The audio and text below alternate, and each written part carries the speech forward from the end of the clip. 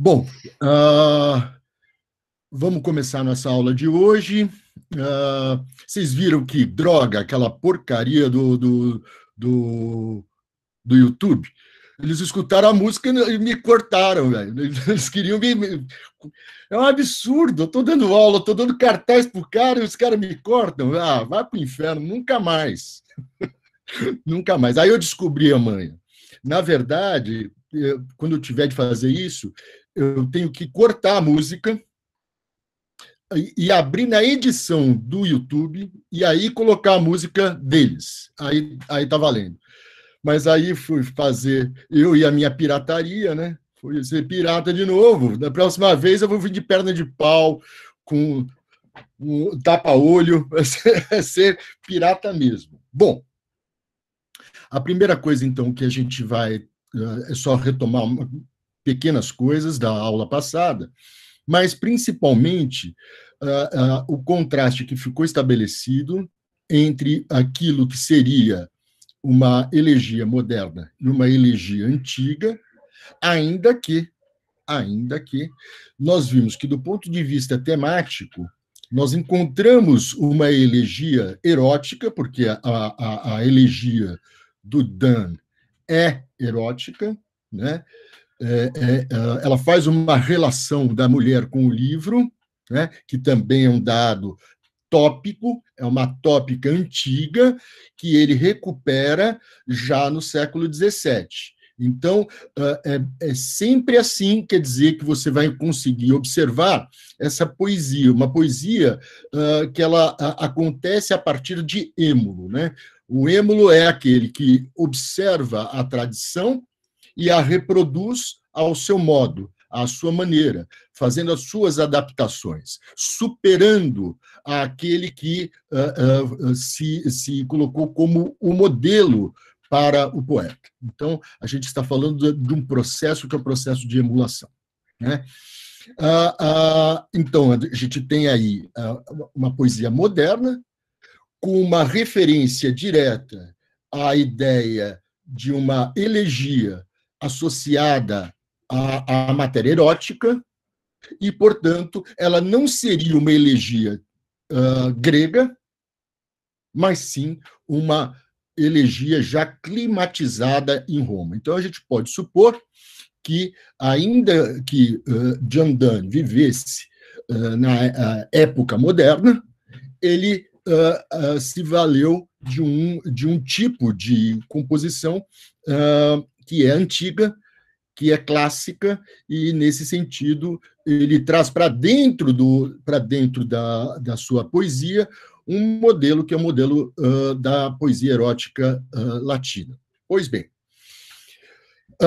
a outra questão é que, na maior parte das vezes, o que você vai ter é justamente um tipo de composição que não resgata esse modelo, né? Mas sim um modelo que é o modelo, ou melhor, o tema, que é o tema do lamento, um lamento pesaroso. No caso, pensando no próprio Drummond, uma melancolia, né? Um amargor, uma desesperança. Tudo isso a gente pode encontrar nessa poesia moderna também, e que tem alguma coisa a ver com a poesia antiga grega e, em algum momento, a romana, né? Então, a gente vai ter outros que estão mais distantes um pouco, principalmente do ponto de vista métrico, né? E que vão recuperar um modelo de elegia que seria o modelo inicial, o temática inicial da elegia, que é o próprio lamento. Pois bem, ocorre, entretanto, que, se a gente observa a crítica ou a leitura que se faz dessas elegias, na maior parte das vezes é uma leitura baseada, estou tentando desligar o telefone, tá? Baseada numa tradição hegeliana, né? Ou seja, encontrando na elegia a expressão mais íntima subjetiva do eu falando de si, e quanto mais fala de si, mais nós temos aí digamos, uma sinceridade. Vamos usar isso, a sinceridade do poeta. Ele fala de uma tristeza que é própria, ele fala de um problema que é próprio dele e não do outro. A gente viu que esse tipo de leitura, ou esse tipo de compreensão da poesia, seja ela lírica, seja ela elegíaca, ela é contrária aos preceitos antigos a respeito da poesia lírica e elegíaca, porque a gente tem como comprovação isso o capítulo 9 da Poética do Aristóteles, quando ele diz que a poesia ela é mais universal do que a história, justamente porque trata do universal, de algo que pode ser aplicado a todos, e não de algo que é específico, que é a questão da história. A história ela trata do evento, e aquele evento histórico ele é único, ele não poderá ser outro. Enquanto a poesia, por ser a composição daquilo que poderia ser, quanto mais abrangente e quanto mais geral ela for, melhor ela será, porque ela atinge a todos indistintamente, né? Então, é nesse sentido que temos aí uma diferença de entendimento da poesia. Quando os contemporâneos olham para a poesia antiga, projetando essas categorias que são do século XIX e do século XX, eles estão produzindo uma leitura ética, ética, porque ela coloca aquilo que é próprio dele no outro. Tá certo ou não? Então, eu estou projetando aquilo que eu penso a respeito dos antigos e digo que eles são assim ou assado. Né? Então, essa é uma leitura chamada ética. Isso vem é uma linguagem estruturalista. Tá? Ela foi aplicada primeiro pela questão da cultura, e depois foi aplicada também nas categorias antropológicas. Né? Veja, há também um outro tipo de observação, que é justamente tentar recuperar categorias que são próprias daquele universo em que se dá o fenômeno, ou a arte, ou a cultura de um determinado povo. Né? Então, pensando na cultura clássica, pensando no mundo romano especificamente, ou no mundo greco-romano do ponto de vista mais geral, o entendimento desses processos de comunicação, dessa arte que se realiza naqueles momentos, ainda que seja aí uma longa duração, né? A gente já viu isso, não é que ela é longa duração, ela é longuíssima, né? Quer dizer, você vai de Homero ao século V depois de Cristo, você tem um espectro de tempo que é absolutamente enorme, né? Absolutamente enorme. Pois bem, então, essa foi, na base, entender a elegia antiga com os olhos dos antigos, e, portanto, nós estaríamos fazendo uma leitura êmica e não ética. O êmico é aquele processo de leitura, de compreensão de um fenômeno antigo, anterior, ou de uma outra cultura contemporânea à nossa, sob a perspectiva da nossa, no nosso tempo e no nosso lugar de fala. Né? Então, é algo que é diferente. Pois bem, então esse curso ele precisa resgatar certas categorias que são distintivas da poesia antiga,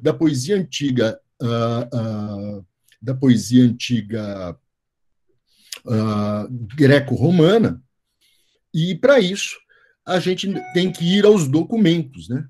Temos que observar como essas pessoas, esses gregos, esses romanos, esses gregos arcaicos, esses gregos clássicos, esses gregos helenísticos, esses romanos republicanos ou esses romanos imperiais, como eles entendem a poesia. Né? É um grande problema isso. Isso assim, eu diria que é um grande pepino. Né? Por quê? Porque a documentação concernente à poesia antiga, ela é muito rara, ela é muito apequenada. Poucos textos preceptivos nós recebemos da antiguidade. Ou seja, a gente não tem material razoável, a não ser os próprios textos poéticos, para compreender genericamente, quando eu estou falando genericamente, eu estou falando a respeito de gênero literário, genericamente, não algo geral, genericamente, como eu vou me comportar, né, ou como esse gênero se comporta a partir só dele mesmo. Essa vai ser a grande fonte. A fonte você vai ler transhistoricamente vários poemas e vai observar quais são as características que se repetem ou quais são as modificações que são adaptadas com o passar do tempo. Então, é assim, então a gente tem que observar esses textos. Então, o que a gente pensou, e quando eu falo a gente, é porque essa parte do curso, ela é uma parte que foi feita a quatro mãos, na verdade, né? Ela é escrita originariamente por mim e pelo João Ângelo. Então, são coisas que vocês vão ver, são traduzidas às vezes pelos dois, às vezes por um, às vezes por outro, e, enfim, são os documentos que nós colhemos. Então, a primeira vez que a gente deu esse curso, a gente parou para pensar o seguinte: bom, como a gente vai aderir a uma maneira de ver poesia que não é anacrônica, se nós não temos o material de época que possa embasar do ponto de vista prático ou do ponto de vista teórico aquilo que nós estamos dizendo a respeito dessa poesia. Então, quer dizer, era um pepino inicial, né? Então, a primeira coisa que a gente decidiu fazer é o seguinte: existe uma característica que perpassa todos esses poemas, que é uma questão formal. Toda a poesia elegíaca antiga, ela é formada por um dístico. Dístico é o quê? 2 linhas, 2 versos, uma estrofe de 2 linhas. Né? E essas estrofes, elas têm metros diferentes. A primeira linha tem 1 metro e a segunda linha tem outro. E ela vai se repetindo alternadamente essas linhas. Então, você tem 1 metro, que é conhecidíssimo de todos vocês, porque vocês já leram Homero e já leram Virgílio, por exemplo. Então, você tem a primeira linha da estrofe, você tem ali aquilo que nós chamamos de hexâmetro datílico. Vocês devem se lembrar da aula lá de Introdução aos Estudos Clássicos, que foi explicado para vocês que a língua grega e a língua latina, elas são línguas que têm um acento melódico, né? Ela é um acento melódico, não é um acento tônico, como nós temos, né? Você tem em certas línguas acentos tônicos que determinam qual é a prosódia das palavras, dos textos, dos poemas, enfim, você, a partir das sílabas tônicas, você consegue detectar ou estabelecer metros, né? Então, é assim que nós temos em português, é assim que a gente tem na maior parte das línguas românicas, né? No inglês já é diferente, no alemão também, e aí são outros 500, né? Então, nesse sentido, a gente vai ter um acento melódico. Então, isso significa que a prosódia grega e a prosódia latina dependem de uma melodia que é estabelecida não por sílabas tônicas, mas sim por sílabas que podem ser longas e breves. Ok? Tudo bem? Longas e breves. Do ponto de vista, digamos, empírico, a gente pode notar que uma sílaba longa equivale às 2 sílabas breves em seu tempo de pronunciação. Então, quanto a longa eu demoro, o tempo de 2 breves. Então, existe uma equivalência entre as sílabas. Se eu tenho uma sílaba longa, eu tenho que, comparativamente, pronunciar as breves na metade do tempo. Essa é a ideia. Ou, ao contrário, para pronunciar uma sílaba longa, eu tenho que ter em mente o tempo de duas breves. O que nos leva a crer que são línguas interessantíssimas, né? Deveria ser fantástico observar. Já tentaram recuperar algumas coisas. Teve agora recentemente na Netflix. Eu não posso falar Netflix, porque vão me cortar, né? Ou não? Não vão. Então, ótimo. Então, só vou falar, não vou mostrar. Teve uma sériezinha muito interessante sobre a Batalha de Teutoburgo. Né? Se vocês puderem ver, é uma batalha interessante dos romanos contra os germânicos. Uma batalha real, né, que os germânicos deram um cacete nos romanos. É muito legal isso, porque geralmente o romano sempre aparece ganhando, né? E essa ele aparece perdendo. Tem outro pau que eles tomam, na verdade, tomam mais de um, principalmente nas guerras púnicas, quando eles têm que combater o Aníbal. Tem duas batalhas que são massacres dos romanos. Uma delas é do Lago Trasimeno, né? E outra é a Batalha de Canas, um ao norte e outro mais ao sul. Então, são duas batalhas terríveis para os romanos. Morrem, assim, 20, 30 mil romanos em cada uma delas. É coisa séria, né? Não comparado àquilo que o nosso presidente faz com todos nós, né? Então, que isso aí não dá nem para começar o dia. Então, voltando... É a série Bárbaro, Choco? É ela mesmo. Ela Obrigado. mesmo. De nada. E nessa série, o mais legal é que eles falam. Os romanos falam em latim. Agora, não é o latim que fala lá o Mad Max, não, como chama? O Mel Gibson, que aquilo ali é um vexame, né?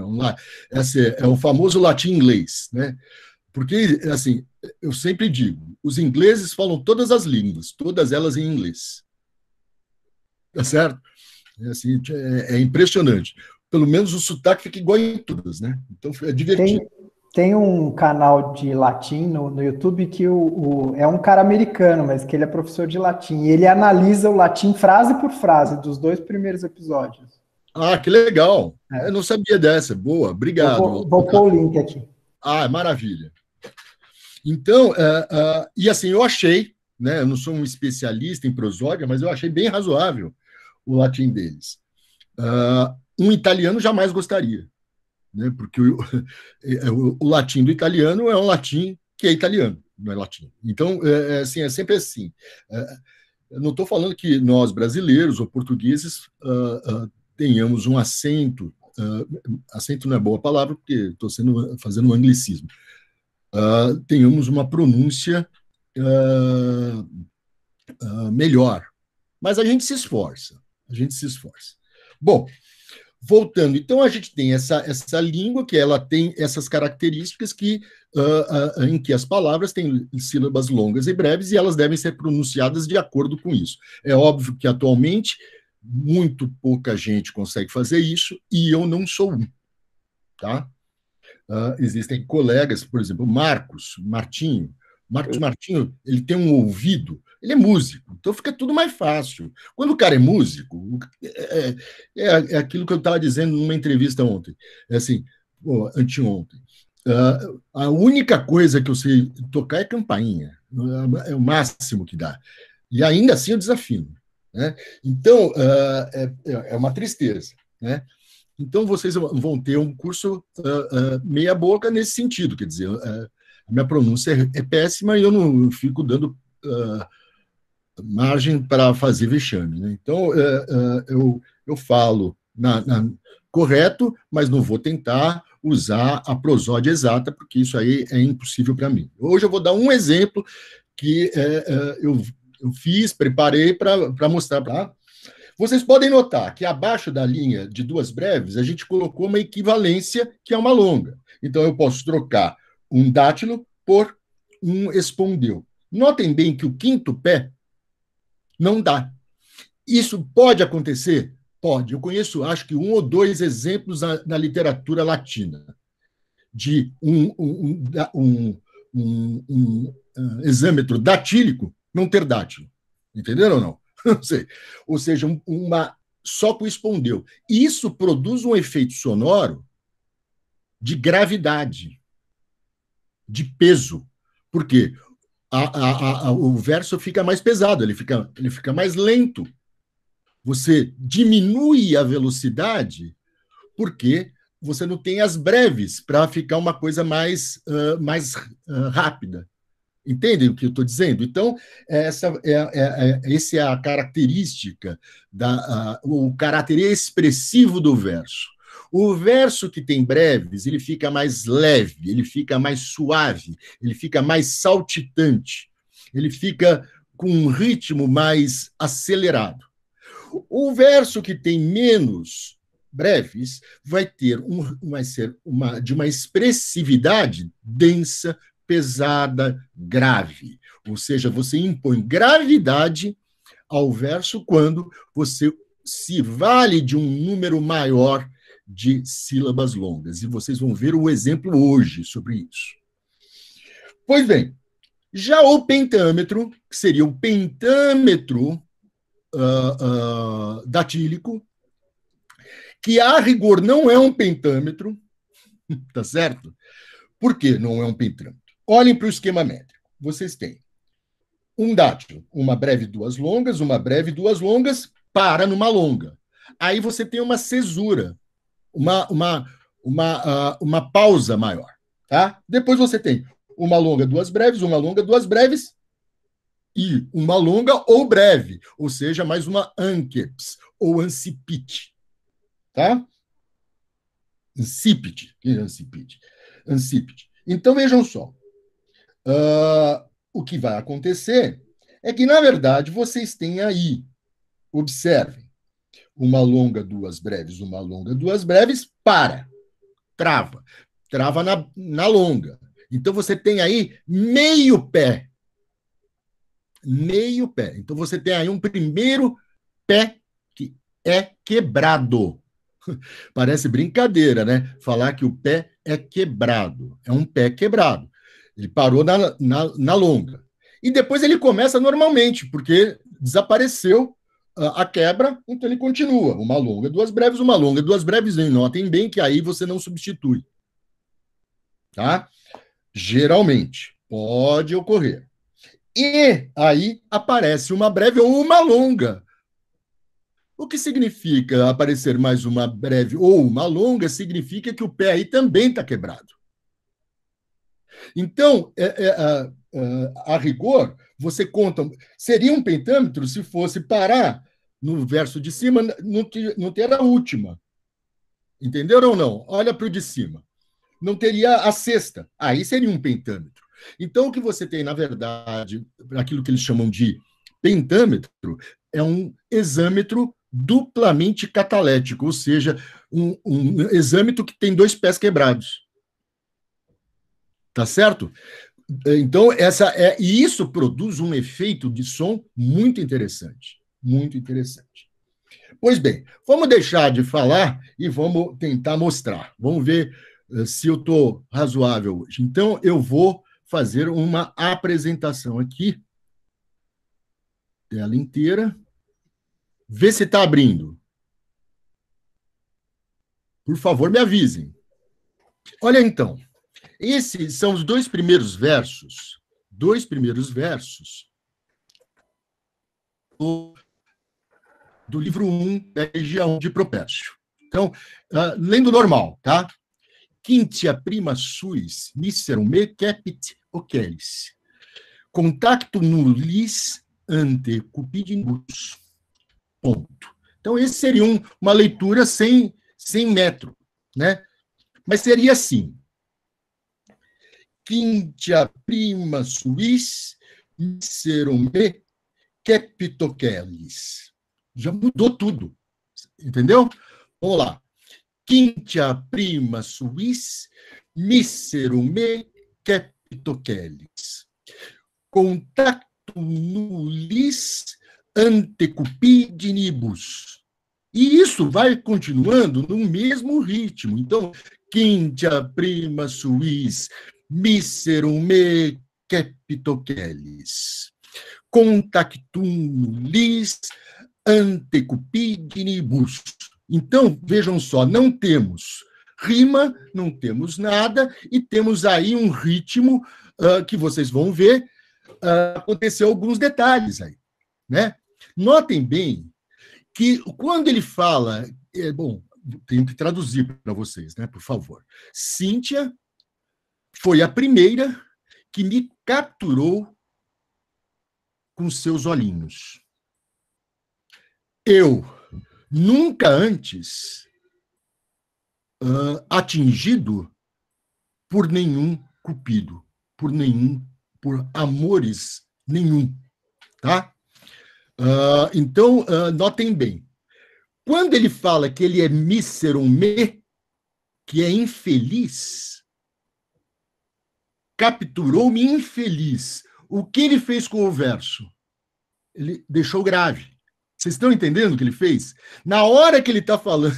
Então, vejam só que a coisa não é tão simples, né? Então, quando ele está falando de uma coisa mais grave, que é justamente ele me capturou infeliz, ele deixa o verso. Ele só não deixou aonde ele pôde, que era aquele quinto pé, tá vendo? Que é proibido. Então, ele teve de dar um cambal. Agora, embaixo, ele piora.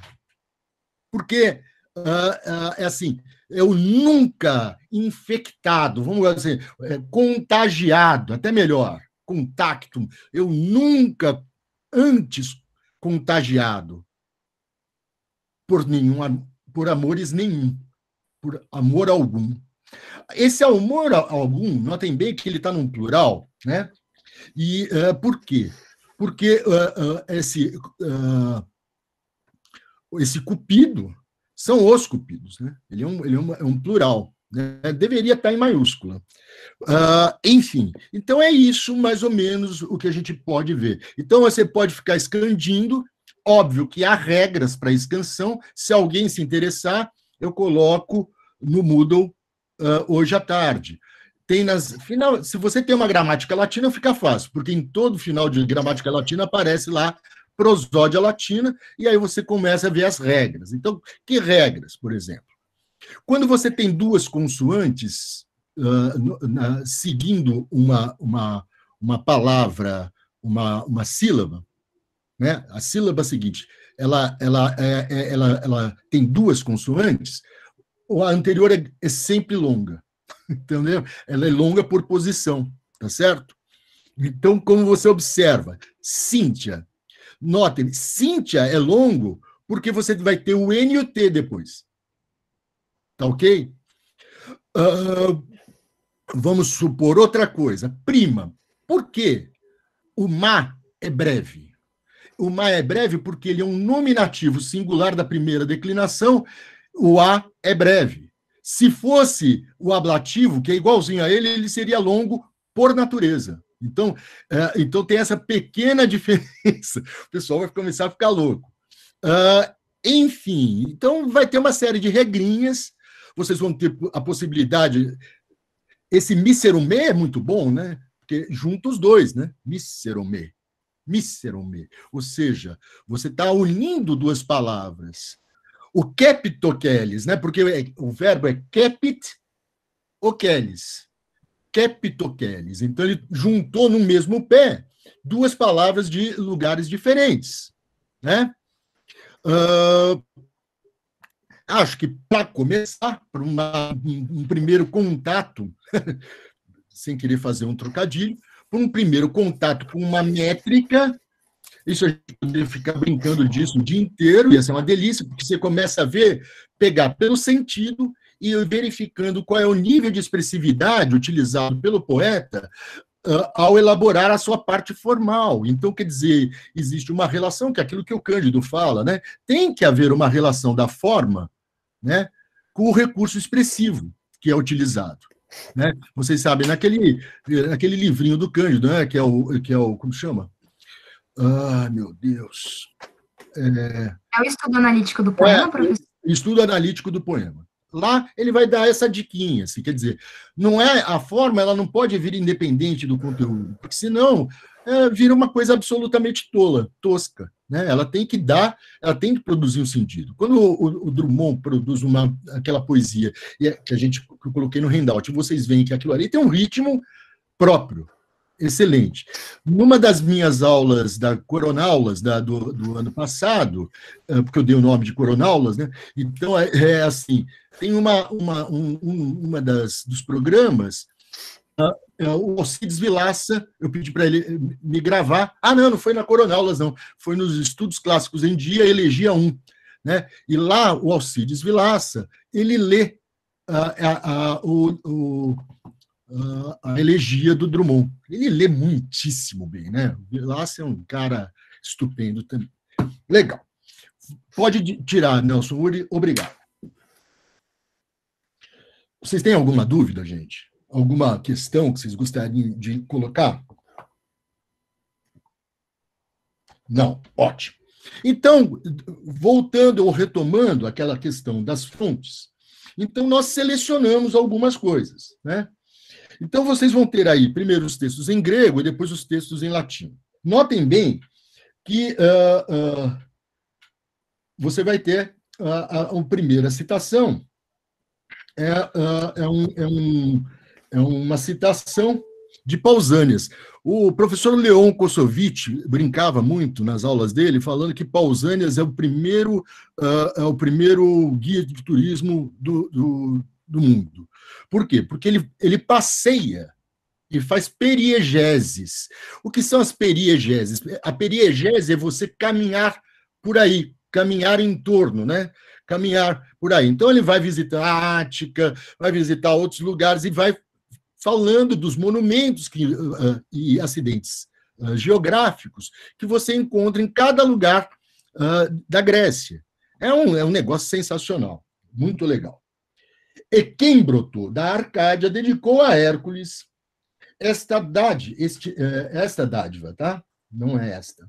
Este dádiva não foi, né? Esta dádiva. Quando venceu nos jogos os anfictiões, cantando aos gregos canções e lamentos. Olhem agora, do lado, ainda que vocês não conheçam grego, vocês vão ver a última palavra do último versinho, né? Elegus. Elegus. Então, uma citação importante, que a gente relaciona a ideia de elegia a uma palavra em grego que é o elegos. Tá? Isso aí é um plural. Então, elegos é de outra ordem. Bom, continuando. Então, já associou ao lamento. Suda, né? Elegos, lamento. A palavra provém de falar legem né? Ou seja, ao som do aulo cantam-se lamentos, pois supõe-se, trata-se de oboé lúgubre, ou porque ao som do aulo, né? Por favor, flautinha, tá? Do aulo cantavam lamentos, isto é, elegias. Então, você tem que lamentos, que vai aparecer lá em cima, lamentos, é uma outra palavra. É trenoi que aparece. Trenoi. No plural, no nominativo, trenoi. Né? E o elegias vai aparecer elegoi. Então, aí você vai ter a associação, e isso é filológico, portanto, entre uma palavra que um autor chama de elegos, como lamento, e o outro vai chamar de treno. Né? E isso significa, então, que o treno é a elegia. Então, você pode estabelecer aí uma relação. Por favor, Maria Cristina. Professora, eu tenho uma pergunta, porque eu estudo treino na iniciação científica, né, de médica arcaica. E aí eu tenho muito essa questão sobre isso, porque quando a gente estuda lírica grega, a gente pensa a elegia não na lamentosa, né, mas sim ela tem diversas formas, diversos temas, ela não chega ao rebaixamento, mas ela tem diversos temas. E aí a minha dúvida é exatamente isso, tipo, a partir de que momento no período arcaico e clássico, que o treno começa a ser associado, o lamento começa a ser associado à elegia. Porque se a gente vai no período helenístico, a elegia é considerada um lamento também, assim, e é muito relacionado ao epigrama. Se a gente pega um epigrama e a gente não sabe o que é o epigrama, a gente pode até achar que é uma elegia, inclusive porque o metro é o mesmo. E aí a minha dúvida é exatamente isso, tipo, a partir de qual momento o treno e a elegia passaram a ser sinônimos? Porque se a gente pensar... Eu tenho a impressão que eu vou te responder. Eu acho que vou. Se eu não te responder, eu coloquei um texto que vocês devem ler, coloquei, acho que para essa aula, que é o capítulo 3 da tese de livre docência do professor João Ângelo. Ele vai fazer a história da elegia completinha. Completinha. Não é uma aula. Aí é um estudo mais denso, mais aprofundado, que está ali colocado. Então, quer dizer, o João ali faz um capítulo que é, para mim, imbatível. A gente tem um outro texto que também... Bom, esse você deve conhecer, o do West, né? Sobre a elegia, né? Então, esse eu não pus, também porque aí fica muito carregado, mas eu posso até pôr. Mas eu acho que o João dá conta. Mas vamos ver os outros exemplos. Órion de Tebas, etimológico. Élegos, lamento. Então, aí já coloca de cara, né? Élegos é lamento. É trenos, né? Trenos. Legal. Porque se elogiavam por meio do próprio treno os mortos. O inventor do metro elegíaco, uns dizem ter sido Aquíloco, outros Miminermo, outros mais antigamente, Calino, a partir de quem o pentâmetro vem unido ao verso heróico. Então, o pentâmetro vem unido ao verso heróico, que é o hexâmetro datílico. Né? Não se mantém na corrida com força do primeiro, mas tem fôlego próprio a condição dos finados, consumindo-se junto com eles. Outros, mais tarde, de modo diverso, creem que isso ocorre em relação a todos, como Dídimo, no livro sobre os poetas. Então, aí ele está te dando uma dica, tá? Porque ele está dando praticamente a genealogia do metro. Então, quer dizer, pode ter havido um Calino perdido que fosse lamento. A gente sabe que o Calino é exortação à guerra, né? Mas pode ser. Assim, alguns dizem que Calino, então, é possível que isso então ocorra já na época arcaica. E não me parece que a gente não aconteça isso. Mas vamos adiante. Fóssil na biblioteca. Diz Próclo que a elegia é formada de um verso heróico e um pentâmetro, e que convém aos mortos. Daí decorre ter esse nome, pois os antigos chamavam élegos ao treno. Opa! Então, os mais antigos chamavam... então, ele está dando mais uma referência, que é algo... Quando ele fala os antigos, ele está falando nos arcaicos, tá?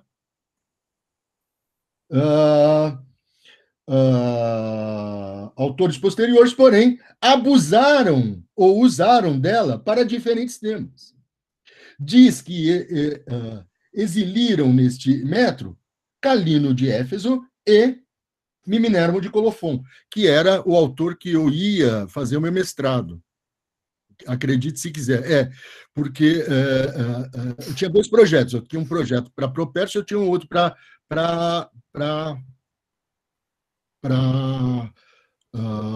Miminermo. Aí eu fui pedir para o Torrano, né? Torrano, era o que tinha, né? Então eu fui para o Torrano e falei assim, Torrano, você topa? Ele falou, não, é muito pequeno, isso aí vai dar um trabalho. Eu falei assim, então tá bom, desencana. Aí eu fui para Miminermo, eu fui para...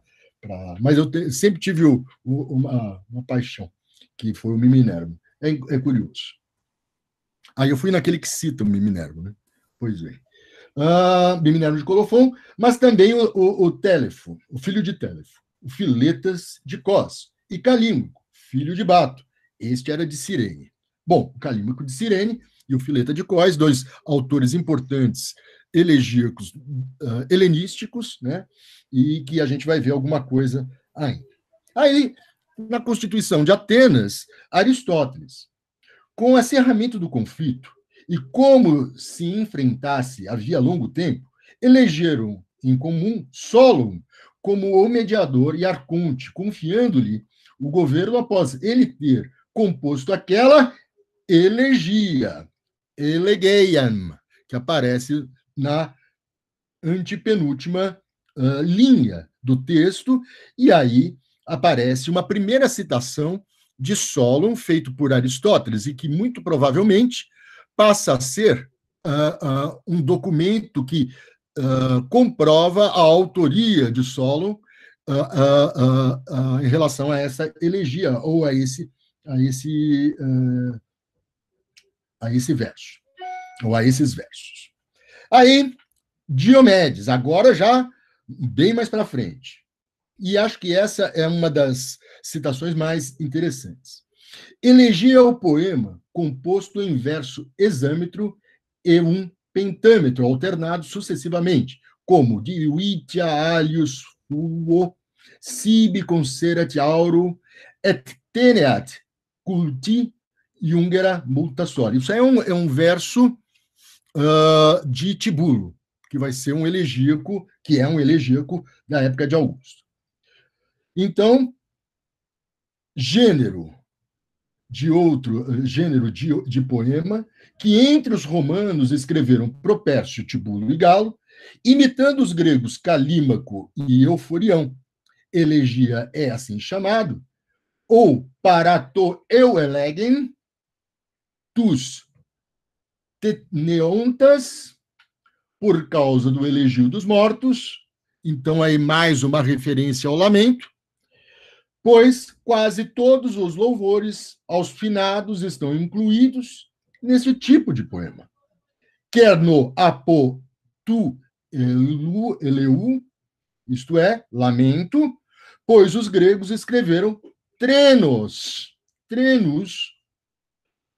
e eleia, com paixões, neste metro. Com esta opinião, parece concordar Horácio, escrevendo a Álbio Tibulo, autor de elegias, a propósito desse lamento que mencionamos. Diz assim: Neu miserabilis decante elegos. E não, eu gosto mais de uma tradução outra, que é, e não decantes elegias cheias de lamento, mas não cantes elegias cheias de lamento, está ótimo também. Horácio, nas odes, se não me engano, em 31, não vou me lembrar. Isso também é muito para mim. Outra pessoa que eu tenho raiva é do Hansen. Mas é raiva amorosa. Vocês odeiam as suas namoradas e namorados em algum momento. A gente odeia. Afinal de contas, já diria Catulo, odi et amo. Odeio e amo. E você me pergunta por quê? E eu digo que não sei e apenas me crucifico. Ah, que coisa bonita. Isso é um dístico elegíaco. Tá? Efetivamente, não temos... perdão.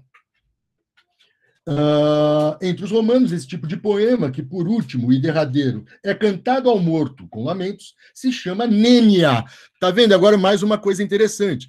Aquilo que é treno para os gregos é nênia, ou querimônia, também poderá ser para os romanos.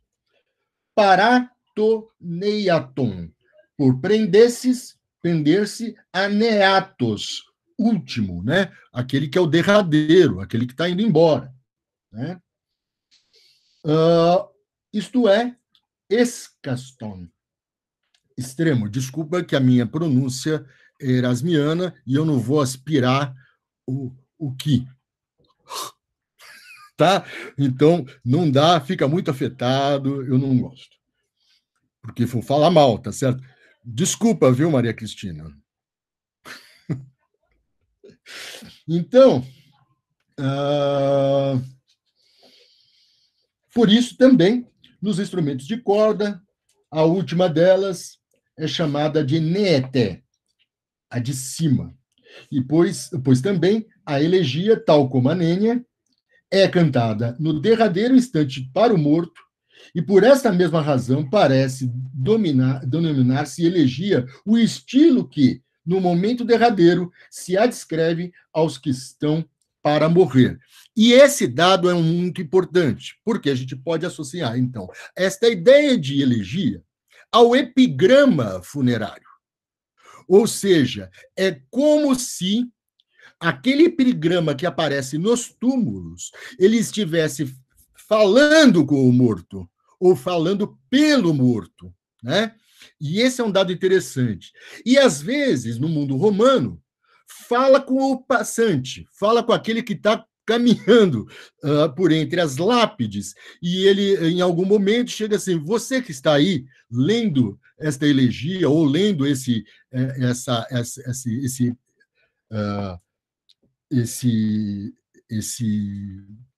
digamos, esse epigrama, você, então, olha, está acontecendo assim, eu estou aqui porque eu fui acreditar nos médicos, e aí vai, tem coisas engraçadíssimas. Você vai andando pela Via Ápia e vai lendo alguns túmulos, né? Isso também é uma possibilidade. Então, quer dizer, são coisas fantásticas que a gente pode encontrar. Inclusive, a elegia também ela vai aparecer muito também em grafite, né? É muito interessante. Você pega, então, em Pompeia, você tem alguns grafites, né, com inscrições, né, são textos pichados, com um verso, por exemplo, do Propércio. Você anda mais um canto, você encontra lá um Virgílio, um Ovídio, e assim vai se observando, às vezes com alguns erros também. Interessante isso. Ou seja, o que comprova, de certa medida, que aquilo que é a tendência linguística de que a língua vai se acomodando de acordo com aquilo que é a sua variação menos culta, é comprovada a partir já dos grafites em Pompeia. Isso é uma coisa interessante de se pensar. Bom, está enchendo muito o saco? Se tiver muito chato, vocês mandam eu parar, hein? Tá? Então, continuando, mais uma vez Aristóteles, e agora na poética. Efetivamente, não temos denominador comum que designe os mimos de Sófron e de Xenarco, os diálogos socráticos e quaisquer outras composições imitativas executadas mediante trímetros jâmbicos ou versos elegíacos, ou outros versos que tais. É muito interessante que, na verdade, em grego não está isso, né? Olhem lá, no grego, ele vai falar do epopoios, né? Feito de epos, né? Ou o poeta épico. Não, eu errei, desculpa, estou vendo do lado... Desculpa, errei, perdão. Elegeion, que aparece lá em cima, e depois vai aparecer outra coisa.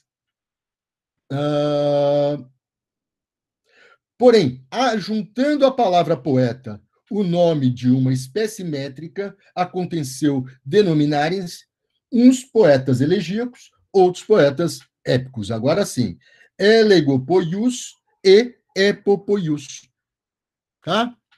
Então, aí já é designando o poeta pelo metro. O que, de certa maneira, vocês poderão dar estatuto genérico à elegia antiga.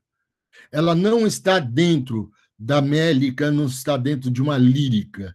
Ela é algo à parte. E isso vale falar alguma coisa. Ainda que apareça nos versos canta a elegia não é cantada, ela é recitada. Ela não tem...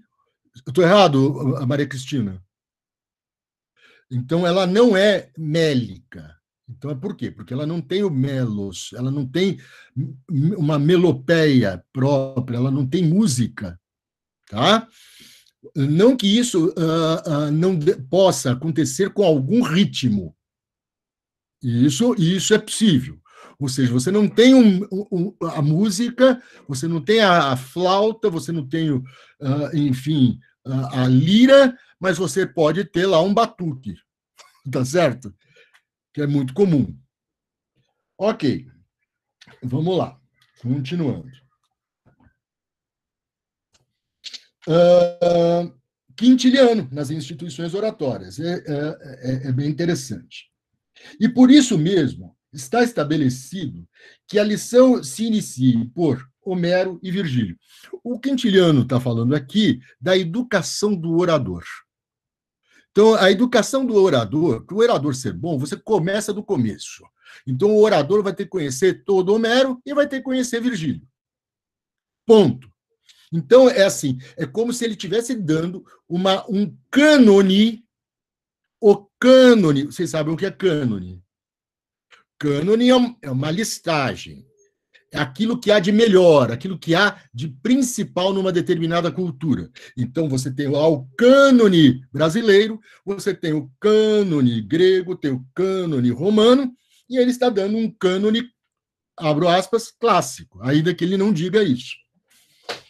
Se bem que, para compreender-lhes as virtudes, haja necessidade de juízo mais sólido, ou seja, você está formando, então não é que você vai ler Homero de prima ou Virgílio de primeira e vai sair entendendo tudo que ele está dizendo. Não dá. Mas é essencial que você leia. Eu dei uma entrevista recentemente para o Jornal da USP que me perguntaram, acho que por conta daquela questão como chama aquele rapaz? O Felipe, como chama? Felipe Neto, é isso? É isso? Que teve aquela questão dele falar, não tem que ler Machado de Assis, aquela porra, aquela merda e tal. Ou seja, a gente sabe que depois ele voltou atrás, né? Porque levou tanta burdoada que aí mudou de ideia, né? E aí me perguntaram, mas por que, assim, você acha que deve ler? Óbvio que tem que ler. É assim, quando eu li pela primeira vez Machado de Assis, eu posso não ter entendido nenhum décimo, mas eu li. Tá certo? Eu recebi da forma que eu podia receber naquele momento. Ninguém é obrigado a ser um exegeta com 15 anos de idade, tá certo? É ridículo. Eu fiquei com dó do meu filho, um deles, que tem 14 anos, e o colégio pediu para ler o Hamlet. Não adaptado. É uma crueldade. Mas tem que ler, pô. Se vira aí. Não estou entendendo nada. Alguma coisa você vai entender. Alguma coisa você tira do final disso tudo. Nem que você tire o geralzão do enredo, já está de bom tamanho. Depois você lê de novo. Não tem problema. E vai ser a segunda leitura, vai ser muito mais instigante. Eu não sei se foi aqui que eu falei em algum lugar também, que que eu ia tirar férias e eu ia. Não, foi eu, fiz uma postagem. Assim, que eu ia reler Machado de Assis e ler aquilo que não tinha lido. Assim, é muito mais gostoso reler do que ler a primeira vez, eu acho. Então, o grande problema é que a gente tem pouco tempo. Pouco tempo. Antigamente eu tinha problema com a rapidez, agora a rapidez não é mais problema, mas continuo não tendo tempo. Então, eu quero dizer que nunca se tem o tempo. O tempo ele é um comandante absoluto da sua vida. É o único, inclusive. Bom, juízo mais sólido. Mas, para isso, há tempo de sobra. Olha lá, que beleza. Pois, de fato, não serão lidos uma só vez. Eu juro que eu não tinha lido isso aqui, eu estou lendo pela primeira vez. Tá? E nesse íntere, que o ânimo do menino se erga pela sublimidade do poema heróico, e que, a partir da grandeza das gestas, dos feitos, ele eduque o espírito e se impregne dos melhores. Isso é muito curioso, né? Quer dizer, é moralista pra cacete também, né? Porra, eu quero uma empregabilidade de poema erótico, porra. Então eu não vou ser melhor por isso ou pior, né? Só vou ser mais esperto. Mas, enfim, é o que é. Me desculpem. Então, são úteis as tragédias. E os poetas líricos instruem, embora devam escolher não apenas os autores, mas também as partes das suas obras. Isso aqui foi utilizado pelo Renascimento de uma forma muito clara. Vocês vão ter livros de poetas líricos, principalmente, romanos, Horácio e Catulo, por exemplo, vocês vão ter Catulo expurgado e Propércio expurgado, Horácio expurgado. Isto é, você vai ter um propércio para uso do Delfim. Olha que bonitinho. Então, assim, é um propércio moralizado. Essa moralidade, vejam bem, foi lida aqui no Quintiliano. Mas o Quintiliano era um professor de retórica. Então, em certa medida, ele tinha que dar a pinta de ser um cara ligado às boas práticas e aos bons costumes, já desde lá. Ainda que nós sabemos muito bem que Roma, a putaria corria solta. Tá certo? Então, quer dizer, é uma moralidade absolutamente dissimulada, né? É quase barroca. Bom, o pessoal do Barroco vai ler isso dessa forma. O pessoal da Contra-Reforma, da Reforma, vai ler esses caras e vai falar: pô, olha lá, não pode putaria nem pensar. Putaria é pecado. Tá certo? Ah, perde a graça, assim. Né? Vocês não acham? Bom, não precisa falar, não precisa falar. Mas eu tenho certeza que vocês acham. Então, deixa eu ver. São muitas tragédias, poetas deles, escolher não apenas os autores, mas também partes das suas obras, pois os gregos são muito licenciosos, viu, dona Maria Cristina? São muito licenciosos, né? E mesmo em Horácio, há passagens desse jaez que eu não gostaria de expor em aula. Eu não tenho esse tipo de problema. Eu pego justamente ao contrário. Se tiver muito chato, eu tiro. Se tiver bem picante, eu coloco. Que eu acho que é mais interessante. A elegia, porém, principalmente aquela que fala de amor, aí a primeira referência da especificidade amorosa dentro da elegia, né? Não mais o lamento, e os endecassílabos, né? Que são membro de um esquema métrico do verso sotadeu, e dos sotadeus, na verdade, não se dá a instrução, devem, se possível, ser todos rejeitados. Pá! Elimina. Entenderam ou não? Então, vejam bem. Os elegíacos e os endecassílabos, as elegias e os endecassílabos, para Quintiliano, devem ser absolutamente expurgados da educação do garoto romano, do Calígula, por exemplo, que não deu certo. Vocês sabem porque ele chama Calígula. O nome dele é Caio. Não é que Caio tem a ver com Calígula. Calígula tem a ver com a cáliga. Cáliga. Cáliga é aquela sandália do legionário. Cruzada. Tá certo? E por que isso? Porque o Papa e Mame vestiam desde pequenininho ele com roupa de legionário. E aí ele tinha uma... Então, o apelido dele deveria ser Sandalinha. O Sandalinha, porque ele usava uma Caligula, esse sufixo lá, luz, lum, é diminutivo em latim, tá bom? Latim também é cultura. Devem ser rejeitados. Se não, devem ser reservados para a solidez de uma idade mais madura. Ou seja, então, a minha função aqui, principalmente com os mais jovens, é desencaminhá-los. Tá certo? Então, eu estou supondo que vocês são jovens e vocês não estão preparados para ler as coisas que iremos.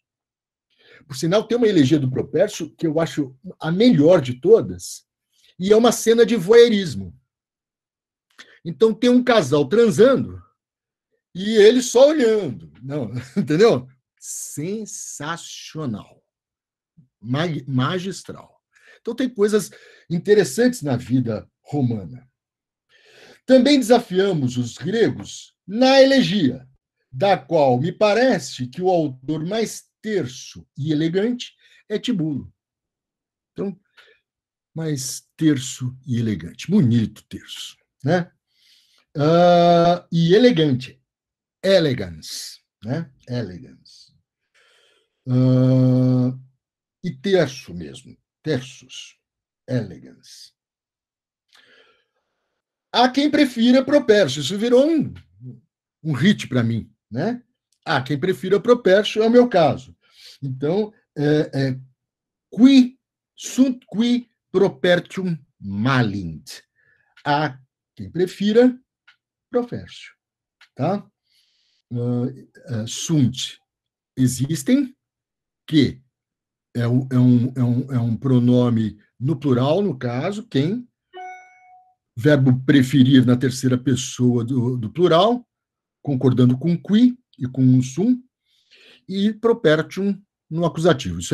Essa é a introdução à língua grega, à língua latina, né? Primeira aula, dá para já ler isso aí. Tá? Legal. Ovidius, não é em latim. Ovídio é mais desmedido do que eles. Desmedido, lascivior, da onde vem a palavra lascivo, mais lascivo.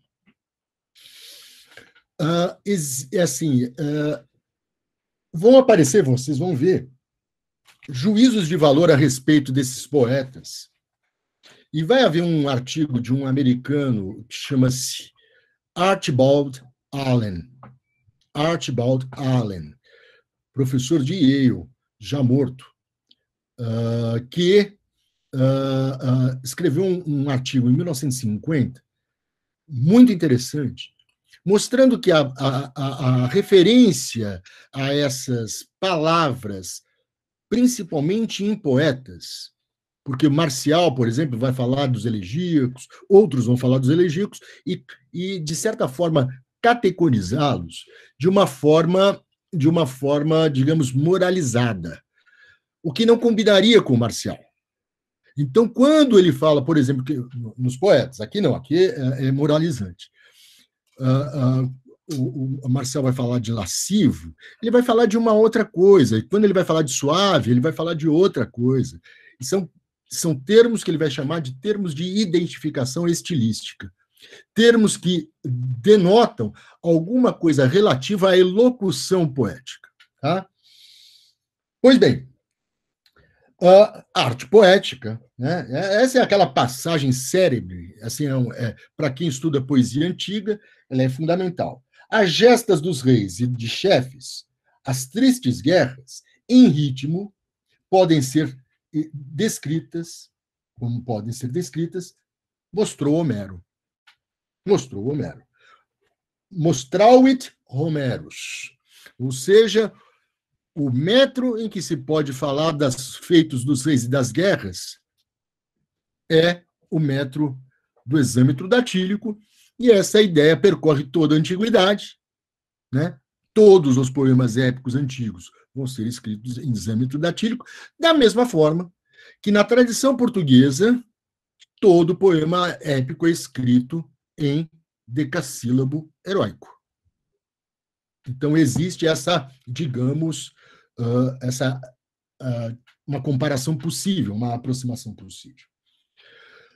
Pois bem, as gestas de reis e chefes, tristes guerras, em ritmo, podem ser descritas, Homero mostrou.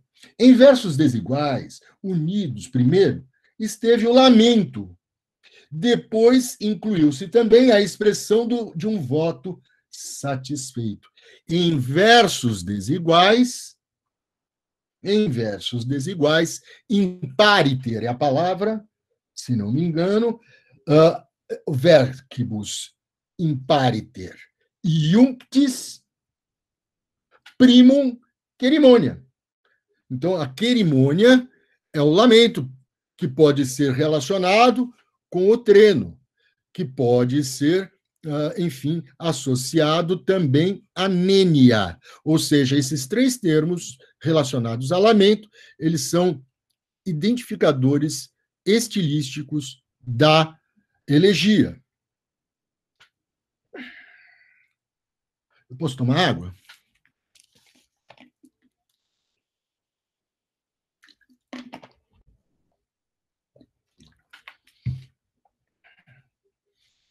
Sobre que autor, Maria Cristina? Desculpa, eu estou te sacaneando, não estou não, tá? Não, é porque a gente falou já. Sobre que autor, porém, criou tênues elegias, disputam os gramáticos e, até agora, o litígio está sub júdice. Bom, se quem criou primeiro as tênues elegias, suaves elegias com uma pegada mais leve, que não o lamento, e, portanto, isso supõe que a tristeza antecede qualquer outro tipo de tema, entendeu? Ela é isso é certo, quer dizer, ela antecede, ainda que você não tenha a notícia, você tem ali que aquilo lá antecede e, portanto, daí para frente a gente consegue ter a multiplicidade temática que nós teremos na elegia grega a partir dos arcaicos mesmo, né? E aí a gente poderia dizer, então, que talvez fosse Miminermo, né? Talvez, né? O dos mais antigos, mas também Arquíloco, por que não, em algum momento, né? Então, eu sempre me lembro daquele ali na elegia, eu não vou nem falar. Ia falar besteira, então não vou falar. Enfim, o resto, aí fica todas as caracterizações de todos os gêneros poéticos, vocês leem em casa, fiquem com vocês. Ok. Plauto, no Mercator. Por que não? Porque se ela acompanhar em beleza, será o flagelo de uma mãe de família. Quando caminhar pelas ruas, todos vão contemplar, olhar, inclinar-se, piscar, assoviar, beliscar, chamar, molestar, fazer serenatas à porta. Fazer serenatas à porta, diante da porta fechada. Minhas portas serão pichadas com versos elegíacos. Essa é uma das primeiras referências, então, ao caráter erótico, porque, por favor, olhar para a mulher e contemplar. Você vê que vai aumentando, né? Contemplar, olhar, já fazer uma referência, tá certo? Já inclinar-se. Aí começa a baixaria, piscar, assoviar, beliscar, chamar, molestar. E aí o cara cai numa esculhambação total, que é ficar cantando debaixo da janela da mulher, tentando, de alguma forma, fazer essa porta abrir. Porque ele viu que todos os mecanismos possíveis que ele tinha, ele não consegue. Isso dá um caráter também melancólico, né? Os caras tentam de tudo e só leva não. Então, ou seja, nem todos é dado a graça de ler a mulher elegíaca, como diria John Donne. Certo? Ou seja, a capacidade de ler a mulher elegíaca é a capacidade de ter com ela. E isso é não só uma habilidade do amante, como também do poeta. Né? Pois bem, deixa eu aqui limpar outra coisa que eu tenho que aprender para parar de receber recadinho do Google aqui no meu negócio, me irrita isso profundamente. Bom, Horácio. Aí eu vou contar um caso muito interessante. Eu não deveria dar spoiler, mas vou dar. Um dia vocês vão saber melhor sobre isso. Tem um artigo relativamente recente, acho que é 2013, se não me engano. Eu estava nos Estados Unidos nessa época. Então deve ser isso. Ou 14. É um artigo de um inglês que ele vai falar de uma coisa interessante, né? Que é a referência aos poetas. Né? Então aqui aparece, né? Não te doas, Álbio. Álbio é Álbio Tibulo. E falar para ele não ficar triste é Albe ne doleas plus nimio memor. Não te doas, Álbio, em lebasia, lembrando-se da Glícera cruel. Essa em demasia lembrou quem? Arquíloco, né? naquele poema do Arquilo, que fala assim, olha, nas alegrias não se alegre demais, nas tristezas não se entristeça demais, mas descubra qual é o ritmo que rege a vida, né? Que é a famosa a justa medida, né? É uma justa medida, você não vai nem muito para um lado, nem muito para o outro, e tenta entender que a vida tem seus ritmos. Às vezes eu acho que aí eu não vou falar isso porque aí eu vou estar citando o Lulu Santos, né? Mas é assim, tem uma coisa que parece que aumenta o espectro da tristeza e tem hora que a tristeza diminui. Vocês já notaram isso? Então tem horas que você vem está num ritmo que a tristeza vem e vai embora. Tem hora que então parece que é um cossenoide, nossa, agora eu fui longe, um cossenoide que às vezes ele aumenta como chamava isso?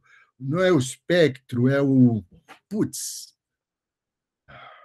amplitude, a amplitude da curva, né? Então você mede a amplitude da curva. Tem hora que ela fica estreitinha. Então vem aquela bem alta e cai logo. Mas tem aquela que ela vai aumentando, mas sempre é um ritmo, né? Sempre é um ritmo, sempre é uma coisa que vem e que passa, né? E aí é Lulu Santos mesmo. Bom, deixa para lá. Pode ser também Caetano, né? Pode ser também Caetano. Nossa, eu estou hoje chato mesmo, hein? Poxa vida. Bom, não te doas, Álbio, Álbio, em demasia, lembrando da Clícera cruel. Nem decantes em cantos lamuriosos. Olha o decantes que eu te falei lá atrás, né? Porque um mais jovem te levou vantagem na lealdade de um amor lesado.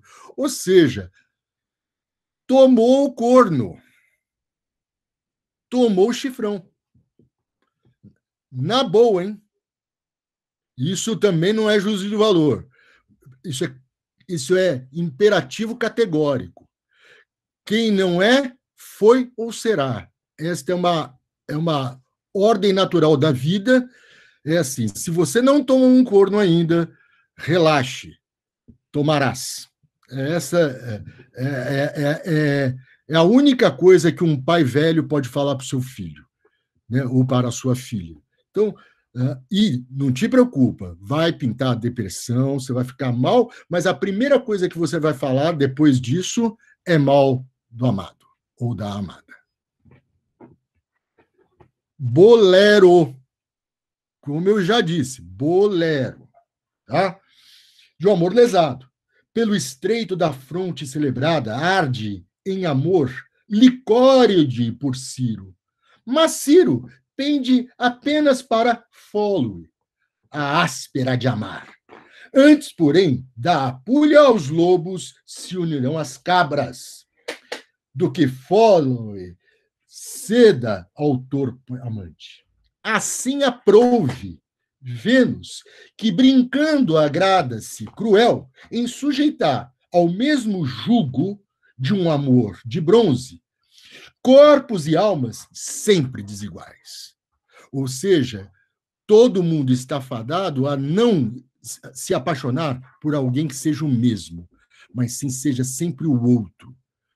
A diferença, ela é instigante, ela é um fator que determina as relações que são mais duradouras. Aqueles que são iguais estão fadados ao saco cheio. Tá? 3 casamentos. Então, eu quero dizer que é isso. O desigual é que une as pessoas, e o desigual também é aquilo que une o verso elegíaco. Portanto, o verso elegíaco é desigual por um motivo que é, na minha opinião, mais existencial do que qualquer outra coisa. Bom, mas aí é absoluta viagem, tá? Absoluta viagem. desiguais. Eu mesmo, que uma Vênus bem mais linda pretendia, deixei-me dominar das gostosas cadeias de Mirtal, essa liberta mais irritadiça que as vagas enraivadas do Adriático, que os recôncavos cavam na Calábria. É sensacional. Esse poema é sensacional. Isso é altíssima poesia, altíssima poesia. Horácio é o cara também, viu? Porque é uma matéria erótica, só que dentro de um gênero que é a ode. Mais uma vez, há uma discordância do ponto de vista estético em relação à classificação da ode contemporânea ou moderna e a ode antiga. A ode antiga poderia ser erótica, matéria erótica. É o caso. É o caso. E aí, Horácio, inteligente que era, ele ainda junta a vertente do lamento com a vertente do amor, da questão erótica. Então, notem bem aí essa combinação. Outra coisa que tem nesse poema, que acho que vocês notaram, tem um cara chamado Carlos Drummond de Andrade, que um dia falou isso, né? Arde em amor de cólera de Porciro, né? E também tem, eu percebi, assim, não sei, posso estar brisando, mas da questão, pareceu muito quadrilha do Drummond também. Mas é exatamente ela. É ela que eu tô pensei bem nisso. É quadrilha. É quadrilha. É óbvio que Drummond não leu, talvez. Não. Mas óbvio também não. Pode ter lido. Pode ter. Por que não? Por que não? Pode ter lido. Eu não tenho certeza. Mas dá uma vontade de falar que ele leu, então, né? Ele era leitor, era um dos poetas preferidos dele, na verdade. É mesmo? Você tem essa referência? Eu tenho, enfim, se você ler A Bruxa, ele diz, né, na solidão da noite, ele pede por um amigo leitor de Horácio como ele. Bom, enfim. Porra, acabou, obrigado. Bom, você quer escrever você o artigo ou deixa para mim? Não, fica à vontade.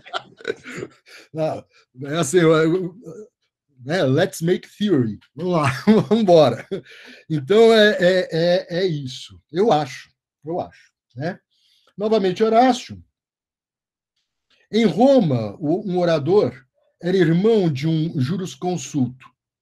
Só se ouviam elogios, né, de um ao discurso do outro. O primeiro era um Graco para um segundo. E o segundo era um Múcio para o primeiro. Esta mesma mania atinge menos os poetas agudos? Eu componho odes, ele elegias, obra admirável, burilada pelas 9 musas. Olha o primeiro, com quanta altivez, com que ar de importância contemplamos o templo aberto aos vates romanos. Sem demora, estás ocioso, segue-me à distância, ouve o que cada um profere, produz e profere, e ainda por que motivo cada um de nós, em si mesmo, entrelaça a coroa. Cada um de nós, feridos, e abate o inimigo com igual número de golpes, como sanitas, em demorado duelo até acender as primeiras luzes. Parto por seu ferrete, e o segundo, o meu, ele quem é? Quem, senão Calímaco de Cirene. Ou seja, ele parte de uma comparação entre dois oradores, falando de dois grandes oradores romanos. Aí ele transporta isso para aquele que faz poesia. Um deles é ele.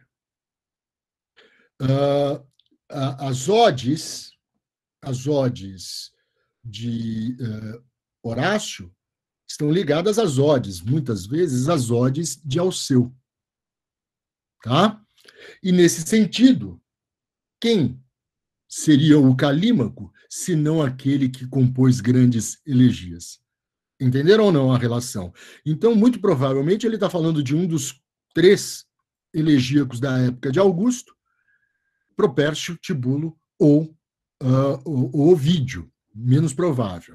Tá? Então, é Tibulo ou Propércio, que seria o Calímaco romano. O Calímaco romano.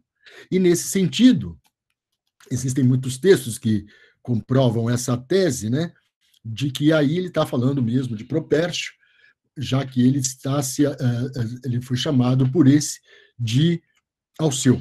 Né? Então, o primeiro é um Alceu e o outro é. Então, existe entre eles uma relação muito interessante. A citação de poetas da mesma época, em gêneros diferentes, produzindo efeitos interessantes. Então, aqui, você veja, é uma epístola. Isso aqui é escrito em hexâmetro datílico da epístola. Tá? Horácio, em cima, está escrevendo uma ode, eu não sei qual é a estrofe. Deve ser uma estrofe alcaica, provavelmente. Né? Enfim, ou sáfica, não sei qual é. Enfim, é isso. Tá? Legal. Então, agora, a gente está chegando a quase na hora, e eu estou ficando cansado, e vocês devem estar mortos também de saco cheio. Eu queria só ler duas poeminhas. Olha essa. Vai aparecer, procura aí, o vídeo 11, de 1 a 30. Vê se vocês acham. Ok. Preparava-me para cantar armas e violentas guerras, em ritmo grave. Hexâmetro datílico, em ritmo grave. Olha lá, arma, grau e número, violentaque bella paraban. Esse N que tem aí antes do violenta, em latim, isso não tem, tá? Isso aí é erro de digitação, gralha. Né? Então, eu preparava cantar, né? Edere, arma e violenta bella, né? Em número, em verso, grau e número. Número é verso, tá? Pode ser versos mesmo, ou pode ser números, tá? Também pode. Então, vamos lá. O segundo verso era igual ao primeiro. Não era impáriter. Conta-se que Cupido riu. É lindo isso. Que Cupido riu. E roubou um pé. Entenderam ou não? O Cupido, que é o deus do amor, o Cupidinho, aquela figura linda, foi lá de sacanagem, porque Cupido é sacana, é filho da puta, então ele só sabe dar flechada e só bota no ferro todo mundo. Né? A gente vai ler um poema belíssimo, que é o 2:12, que é assim, do Propércio. Tá? Então, ele diz lá, quando você roubou um pé, cruel menino, quem te deu em poesia esse direito? Eu, poeta inspirado pelas Piérides, pelas musas, não sou da sua turma, não sou da sua laia. Né? O que será se Vênus roubar as armas da loura Minerva e se a loura Minerva agitar no ar tochas acesas? Quem aprovaria que Ceres reinasse sobre as selvas montanhosas e que os campos fossem cultivados sob a lei da Virgem que porta a alveja? Febo notável pelos cabelos, quem proveria da lança aguda enquanto Marte tocasse a lira aônia? Vejam, vocês sabem da história do roubo da lira, né? É fantástico. Essa é a parte. Procurem. Não vou contar porque é dar spoiler. Bom, enfim, tá aí. É isso. E agora, uma outra, que é. Deixa eu ver se eu acho que eu gosto demais. Será que eu não pus? Acho que eu não pus, gente. Que pena. Um segundo, tá? Não vou achar. Não vou achar. Que pena. Bom, deixamos agora o resto para a próxima aula. Eu vou dar uma olhada lá no Moodle, se eu vou colocar mais alguma coisa. Eu vou colocar a parte de métrica. Vou colocar dois PDFzinhos só com a parte da métrica de gramáticas latinas. Eu vou botar um em português e vou colocar uma em inglês mais substanciosa. Eu vou tentar ver se tem lá nos russos um tratado de métrica latina. Eu acho que já é mais difícil, né? E também coloco para aqueles que ficarem mais interessados ou ficaram interessados na aula de hoje. Desculpa o mau jeito com os aparelhos e espero que vocês tenham aproveitado bastante. Então, até. Foi legal.